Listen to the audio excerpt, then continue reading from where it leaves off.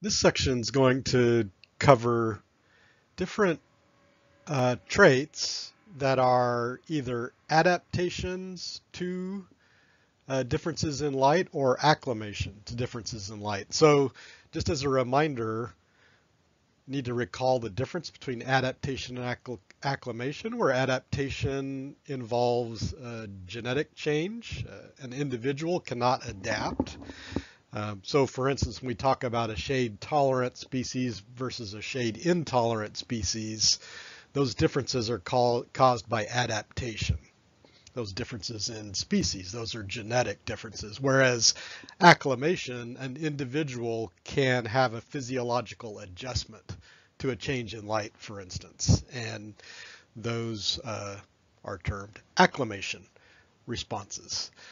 Another point I want to make is that as we're talking about these different traits and how they either are different or reflect acclimation or adaptation to differences in light, keep in mind that a lot of these traits are likely involved in the big trait of shade tolerance.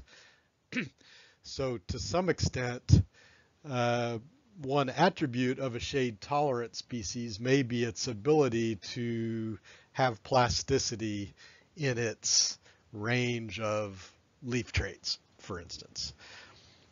I'm not sure that all of the literature would agree with that statement, but certainly when I think about many of the shade tolerant species I'm familiar with, they have a greater range of leaf plasticity of photosynthetic characteristics, for instance. So that's just a little editorializing on my part. This is an example of physiological changes we might expect in a leaf that was formed and grew in the sun versus a leaf that was formed and grown in the shade, for instance, way lower down on the crown. And a lot of the contrasts I'm going to talk about in this section, you can think of them as contrasts between a leaf or a tree that has been growing in the shade versus a leaf or a tree that has been growing in the sun, and how the characteristics of that leaf or tree are different in those two environments. So this is a difference in light response curves for a leaf that was grown in the sun versus a leaf that was grown in the shade. So let's talk about this or think about this relative to the parameters of light response curves. So for instance, one parameter that we see in light response curves is the light compensation point. The light compensation point, as you recall, is just the light level at which net photosynthesis rate is 0. It's the instantaneous break-even point for the response to light. And in shade-grown leaves, the light compensation point is lower. So light compensation point for shade-grown leaves is less than light compensation point for sun-grown leaves. And that's not surprising. That's intuitive that it's adaptive, or there's an advantage for a shade-grown leaf to essentially break even at lower light levels than a sun-grown leaf. The light saturated rate of net photosynthesis, which is sort of this maximum rate of net photosynthesis, tends to be higher in sun-grown leaves versus shade-grown leaves. Okay, so light saturated A net in the sun is greater than in the shade. Okay, so their maximum rate of net photosynthesis is greater. And similarly, their light saturation point, the light level at which the maximum rate of net photosynthesis occurs. This is maybe a little exaggerated in this graph, but the light saturation point is greater for sun-grown versus shade-grown.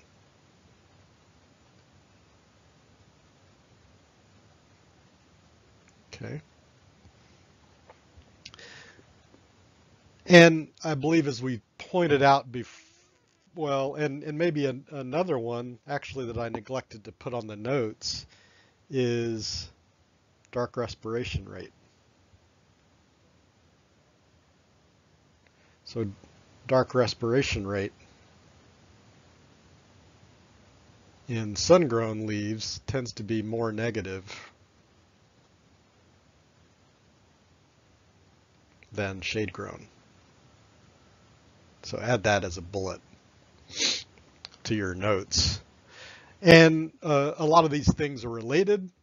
The greater maximum rate of net photosynthesis in sun-grown leaves is related to the fact that it has a more negative respiration rate. Takes greater investment in photosynthetic machinery to have higher rates of net photosynthesis, so there's going to be greater respiratory maintenance respiration cost associated with maintaining that machinery, for instance. And a more negative dark respiration rate will result in a greater light compensation point in sun-grown leaves versus shade-grown leaves, for instance. One point here, apparent quantum yield. In the literature that I've seen, but I think this is not definitive because I have seen other opinions, but apparent quantum yield does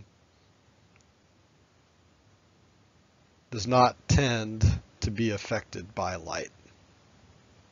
So that efficiency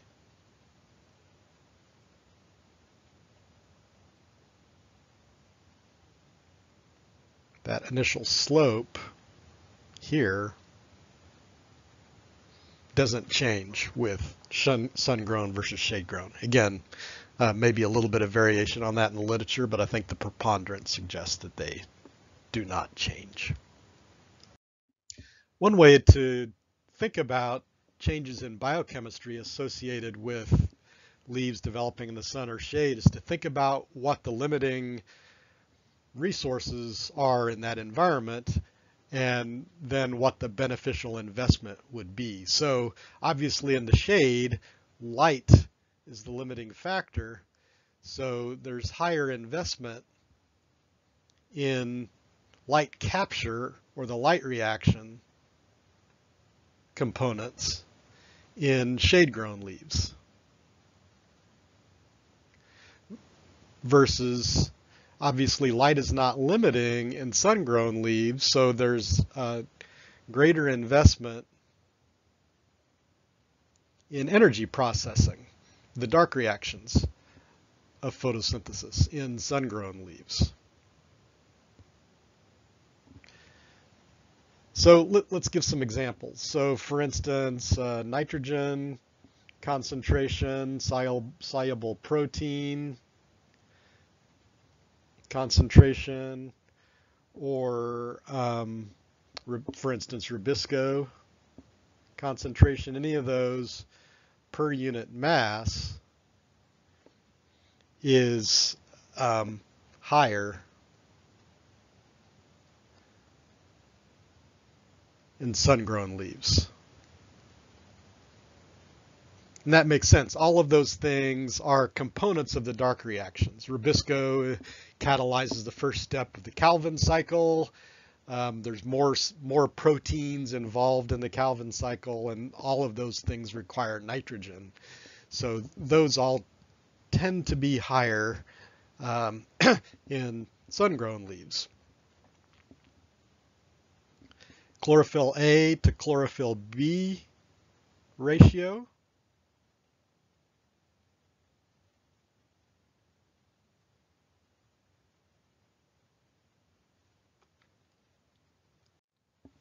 That ratio tends to be lower in shade-grown leaves. And that's because there's greater investment, or there's more chlorophyll B in light harvesting antennae, which are arrays of chlorophyll that collect and concentrate photons and filter them to reaction centers, and those tend to be more abundant in shade-grown leaves. And another way to think about biochemistry is the chlorophyll to soluble protein ratio. So if you think about that, this is essentially a ratio of investments in light reactions versus investments in the dark reactions. So that means then, of course, that that ratio is higher in shade-grown leaves, because in shade-grown leaves there's a greater investment in those light reaction components because of scarce photons. Let's think a little bit about chloroplasts and their structure.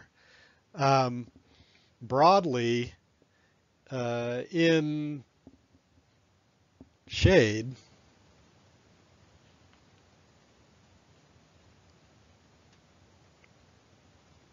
the chloroplasts themselves tend to be larger. So the chloroplasts themselves are larger, but the structure of the chloroplasts differ as well. These are micrographs of chloroplasts in a shade-formed leaf and a sun-formed leaf.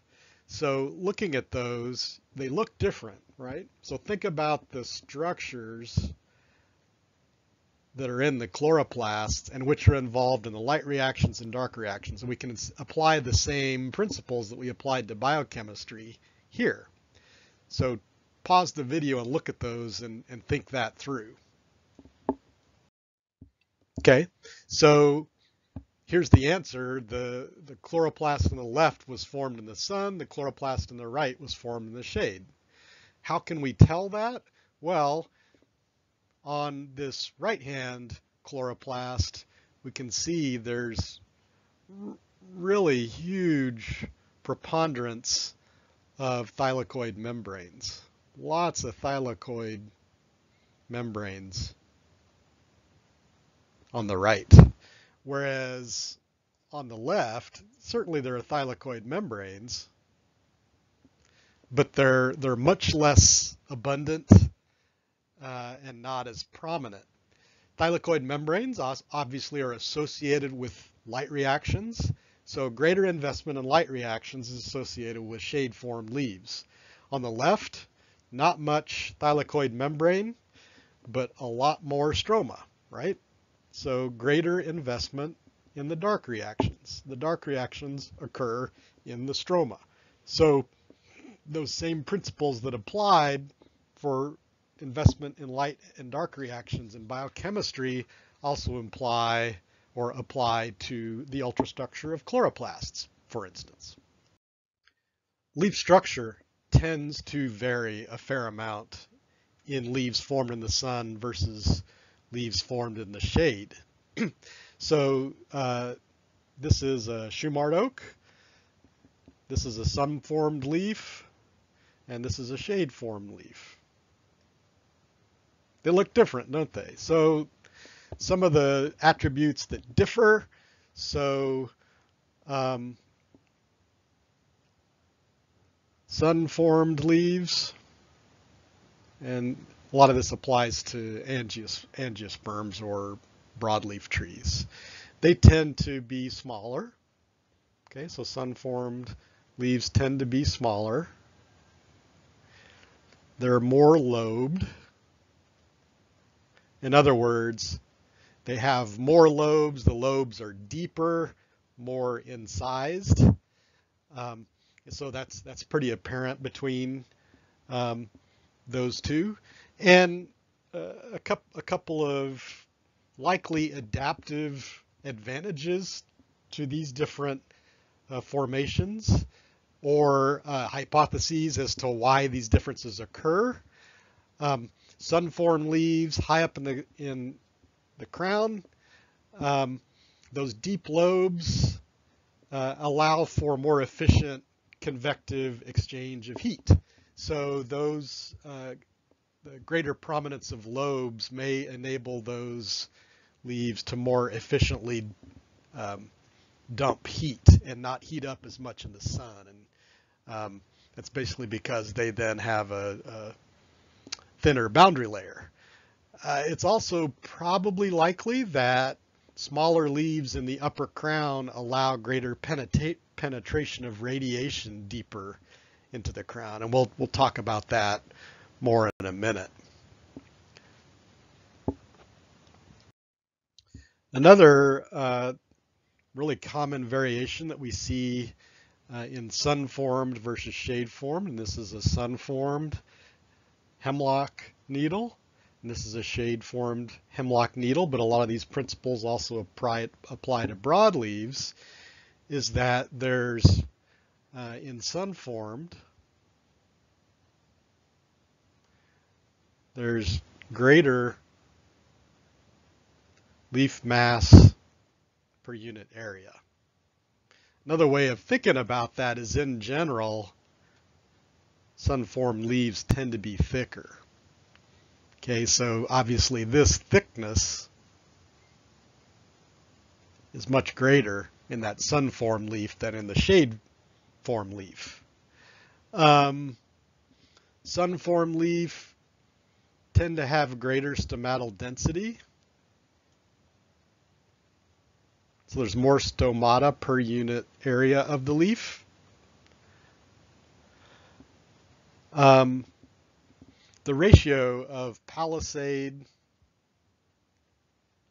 mesophyll or parenchyma to spongy mesophyll or parenchyma is greater in the sun versus the shade. So for instance, in this sun-formed leaf, you can see there's actually 2 layers of palisade parenchyma, whereas in this shade-form hemlock needle, there's only 1 layer.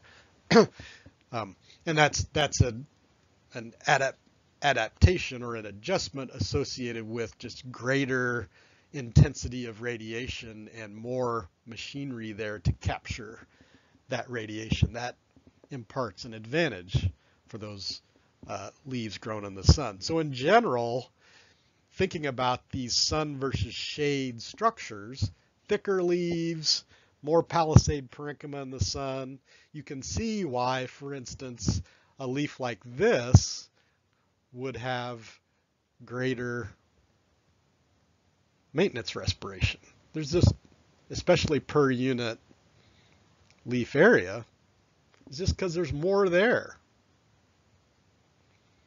Okay, so you can see the connectedness between, for instance, the light response curve that we saw and the structure. So obviously this needle also will have greater light saturated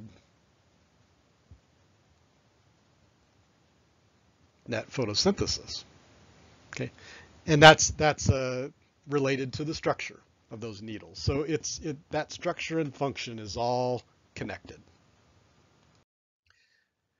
Leaf orientation also tends to differ in sunlit environments versus shaded environments. And in this case, I'm talking about both within a tree, we tend to see differences in leaf orientation, but also in, for instance, saplings growing in shade versus sun, they tend to have different orientation of leaves. So, for instance, if we have a tree here that's growing in a forest, its leaves near the top of the crown tend to be oriented more vertically, more towards vertically.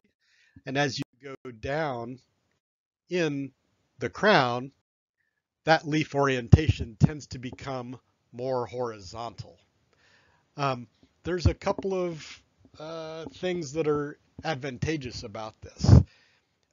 Leaves at a more vertical orientation are less efficient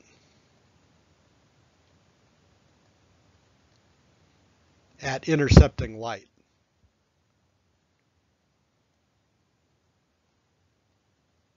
But that's not necessarily a disadvantage in the upper crown where there's abundant light. If those leaves were horizontal, they probably would absorb more photons than they could use for photosynthesis. So essentially a less efficient light interception means more light can penetrate deeper into the crown. Whereas obviously a more horizontal orientation is more efficient. And light is more limiting deeper into the crown or canopy where light is more sparse, so a more efficient orientation makes sense. So that adjustment in leaf orientation essentially optimizes for the amount of light available in those different environments. This is another diagram that shows, for instance, differences in leaf orientation in, for instance, a canopy. This is a very highly abstracted canopy with horizontal leaves or with vertical leaves. And what you can see, these are all sun rays here.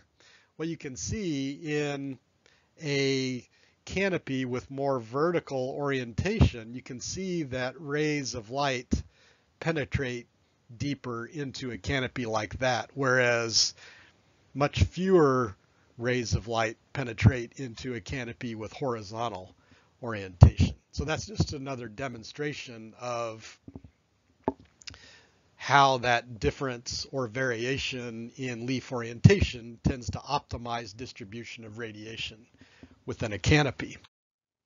We also see these differences in leaf orientation when we walk through the forest. Here's a Douglas fir western hemlock Sitka spruce forest. They tend to be very high leaf area and have low light levels underneath those canopies. And what we can see is that mid-story or understory trees growing underneath these canopies tend to have more horizontal oriented leaves. So this is a maple growing in the understory. Here's another mid-story or understory plant. They have very horizontally oriented leaves. Closer to home, these are maple seedlings growing in the understory of a hammock, a hardwood forest. You can see those leaves on the left. Here I'm looking straight down, and I'm looking straight down on almost horizontally oriented leaves. This is looking from the side, and you can see those leaves are oriented almost horizontally. In addition, you can see these leaves are arranged in a way that there's almost no self-shading between them. A little bit of self-shading maybe here, but not a lot. So both their arrangement horizontally and their orientation as horizontal orientation helps to optimize interception of radiation by those seedlings in the understory of this forest. We see the same thing in, for instance, this is Pacific silver fir.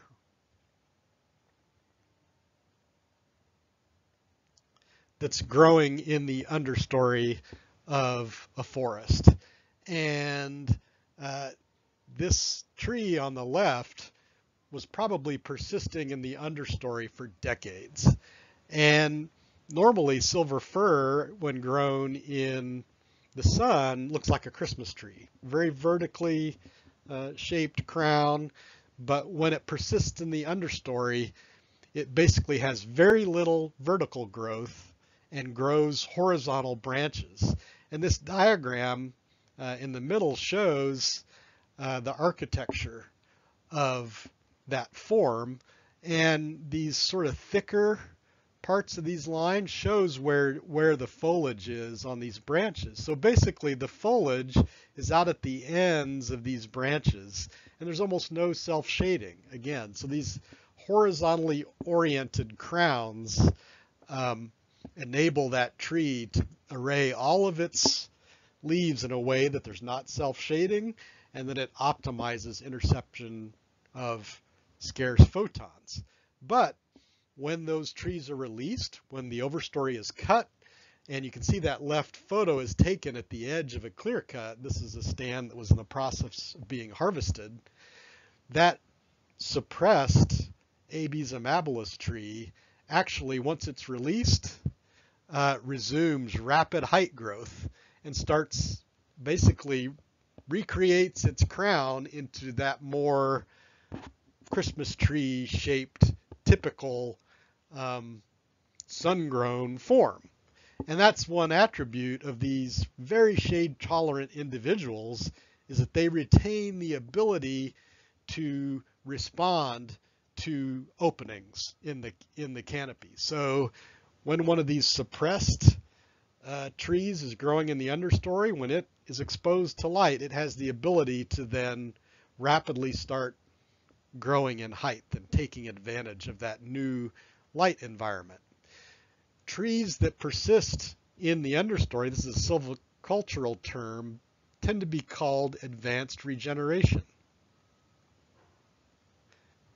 So if a clear cut occurs, if there's abundant advanced regeneration, those suppressed shade tolerant trees in the understory actually can regenerate the site. So advanced regeneration is a silvicultural term used to describe regeneration that occurs from those shade tolerant persisting trees in the understory.